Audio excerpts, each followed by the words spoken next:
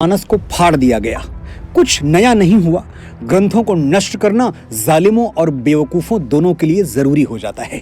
सन 1199 में बख्तियार खिलजी ने नालंदा कैसे फूंका था, ये गूगल कर लीजिएगा।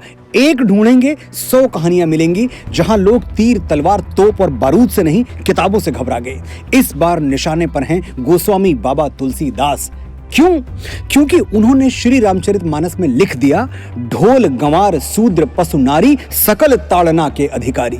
दलितों और महिलाओं का घोर अपमान कर दिया बाबा ने, और अपमान हुआ है ये समझने में हमको 400 साल लग गए। बड़ा लेट रिएक्शन आया। धक्का 400 साल पहले दिया, गिरे अब। मैं बाबा तुलसीदास में अटूट श्रद्धा रखता हूं, लेकिन वो तो पूरा देश रखता है। 150 को छोड़ दीजिए तो कौन है जो बाबा का भक्त नहीं है। लेकिन आज मैं बाबा को एक श्रद्धालु की तरह नहीं, एक राइटर की तरह अप्रोच करूंगा और आपको बताऊंगा कि क्या उन्होंने ये चौपाई लिखकर गलत किया। अब बाबा होते तो मेरी जरूरत नहीं थी। सोशल मीडिया से लेकर प्रेस कॉन्फ्रेंस और प्राइम टाइम तक हर जगह अपनी सफाई खुद पेश कर देते और बात साफ हो जाती।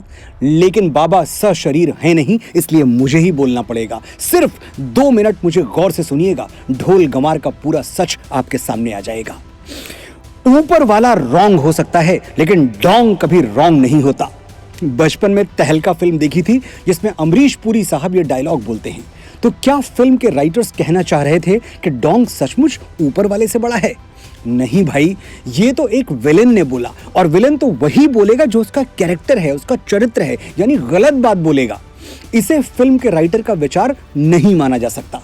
पॉइंट यही है, जब फिल्म के डायलॉग उसके कैरेक्टर के विचार हैं, राइटर के नहीं, तो फिर श्री रामचरितमानस में खलनायक समुद्र के विचार बाबा तुलसीदास के विचार कैसे हो गए? श्री रामचरितमानस एक प्रबंध महाकाव्य है, जैसे नॉवेल या फिल्में होती हैं।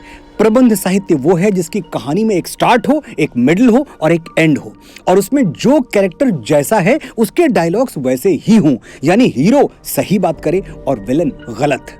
ढोल गंवार शूद्र पशु नारी सकल ताड़ना के अधिकारी, इस चौपाई को या इस डायलॉग को संदर्भ और प्रसंग के साथ, रेफरेंस टू कॉन्टेक्स्ट के साथ समझेंगे तभी बात समझ में आएगी। सीन देखिए पहले। श्री राम 3 दिन तक समुद्र से विनती करते रहे, मुझे लंका जाने का मार्ग दे दो भाई, मेरी पत्नी के प्राण संकट में हैं। समुद्र ऐसा अहंकारी के मार्ग छोड़िए उत्तर तक नहीं दिया। फिर श्री राम को क्रोध आ गया, उन्होंने चढ़ाई प्रत्यंचा और कह दिया कि मैं अहंकार की छाती में अग्नि बाण गाड़ने के लिए विवश हूं, भय बिन होए न प्रीत। बात तो सच है। समुद्र का अहंकार टूट गया और वो मणियों रत्नों सहित त्राहि त्राहि करता हुआ श्री राम की शरण में आ गिरा। अब समुद्र जो कहता है उसे ध्यान से सुनिए, सारा भेद, सारा सीक्रेट यहीं छुपा है। सभय सिंधु गहि पद प्रभु केरे, क्षमहु नाथ सब अवगुण मेरे। गगन समीर अनल जल धरनी, इनकई नाथ सहज जड़ करनी। प्रभु भल कीन मोहि सिख दीन्ही, मर जादा पुण्य तुम्हारी कीन्ही। ढोल गंवार शूद्र पशु नारी, सकल ताड़ना के अधिकारी। समझाता हूं क्या कहा समुद्र ने। हे प्रभु, मुझे क्षमा कर दीजिए। आकाश, हवा, धरती और वायु की तरह जल भी जड़ है, मैं भी जड़ हूं, मुझ में सोचने समझने की शक्ति नहीं है। प्रभु, आपने मुझे अपनी बनाई हुई मर्यादा की शिक्षा दी, आप मर्यादा पुरुषोत्तम हैं, इसलिए अब मेरी बुद्धि जागृत हो गई है। समुद्र इसके आगे प्रतीकों में बात करता है, मेटाफर्स में बोलता है। वो कहता है ढोल यानी एक ऐसा वाद्य यंत्र जिसे बिना सीखे नहीं बजाना चाहिए, वरना संगीत की जगह शोर निकलेगा। गंवार यानी अशिक्षित ग्रामीण। अब गंवार कोई गाली नहीं है जो हम आज मानते हैं, जो गांव में रहे वो गंवार, ये सिर्फ ग्रामीण का अवधि रूप है। शूद्र यानी कर्म के आधार पर विभाजित समाज में चौथे तबके के, 4th क्लास, चतुर्थ वर्ण के लोग। इनका आज के शेड्यूल कास्ट से कोई कनेक्शन नहीं है, ये बाबा साहब अंबेडकर भी मानते थे। तो शूद्र SC, ST या OBC को नहीं कहा गया है, ये ध्यान में रखिएगा। आगे समुद्र कहता है पशु यानी मनुष्य को छोड़कर सभी जीव जंतु, और नारी जिसे मिडिवल पीरियड में शिक्षा से दूर रखा गया था।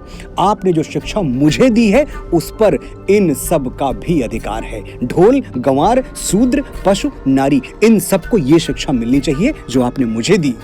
समुद्र के ऐसे विनीत वचन सुनकर श्री राम उसे क्षमा कर देते हैं, और फिर समुद्र के ही परामर्श से नल और नील समुद्र पर संसार का सबसे प्राचीन सेतु बना देते हैं, जिनके पत्थर इतिहास के अथाह सागर पर आज भी तैर रहे हैं।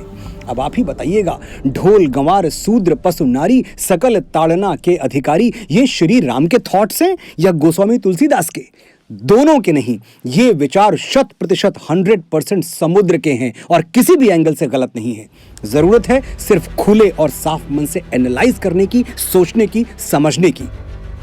गोस्वामी बाबा तुलसीदास दलित विरोधी होते तो क्या निषाद राज, केवट और शबरी को रामायण में सह नायकों की भूमिका देते, अनगिनत चौपाइयों में उनकी प्रशंसा करते? और यदि वो नारी विरोधी होते, नारी कहा मैंने, ध्यान दीजिएगा, औरत नहीं। आशा करता हूं अब तक आप भी अपने आसपास के सम्मानित महिलाओं को औरत कहना छोड़ चुके होंगे। जो रेफरेंस और कॉन्टेक्स्ट नहीं समझ रहे हैं वो मेरा ये वीडियो जरूर देखें, लिंक डिस्क्रिप्शन में दे रहा हूं। तो बाबा तुलसीदास अगर नारी विरोधी होते तो क्या देवी अहिल्या, जिनका शील भंग किया गया था, क्या उनको इतना सम्मान देते जितना दिया है?